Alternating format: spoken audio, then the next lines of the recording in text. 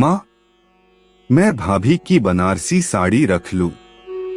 शैलजा ने अपनी माँ सुजाता से साड़ी की तरफ इशारा करते हुए कहा। हाँ हाँ, रख ले, पूछ क्यों रही है, अकेली ननद है तू इसकी, और कौन सा ये बड़ा दहेज लेकर आई है? एक साड़ी दे देगी तो कौन सी इसे मौत आ जाएगी? सुजाता ने शैलजा से कहा। शैलजा के भाई आदित्य का विवाह हुआ। भाभी दिव्या पढ़ी लिखी सुघड़ थी। आदित्य खुले विचारों का था। उसने दिव्या के माँ बाप को दहेज के लिए मना किया हुआ था, पर उसकी बहन शैलजा और सुजाता थोड़ी लालची थीं। जैसे ही दिव्या के मायके के उपहार वाला सूटकेस खोला गया तो सामने पड़ी बनारसी साड़ी को देखकर उसकी नीयत फिसल गई। बेचारी दिव्या मन महसूस कर रह गई। अकेली ननद है, ये सोचकर मुस्कुरा के साड़ी शैलजा को दे दी।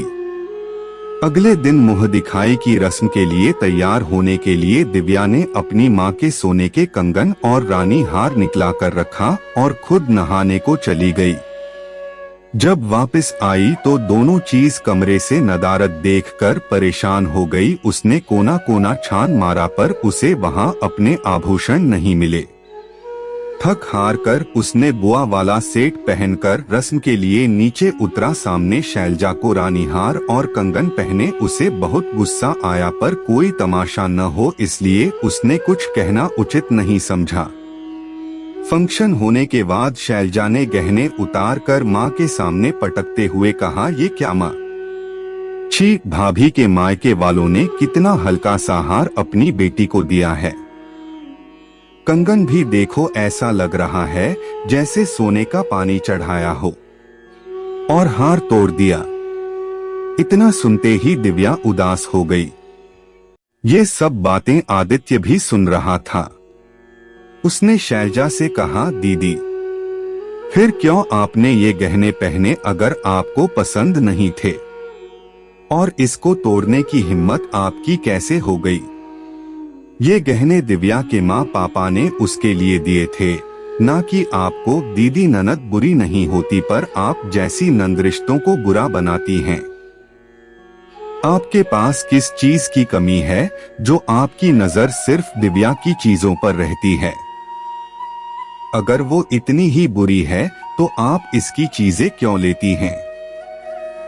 अब बस करो दीदी, मैं आपका अपमान नहीं करना चाहता था, पर आज आपने हद कर दी। आज आप अपनी हदें भूल गई तो हमें भी अब कोई फर्क नहीं पड़ता। इतना कहकर वो दिव्या का हाथ पकड़कर उसे कमरे में ले गया और शैलजा अपने कमरे में चुपचाप जाकर अपना सूटकेस तैयार करके अपने ससुराल जाने की तैयारी करने लगी। अब उसे अपनी हद पता चल गई थी।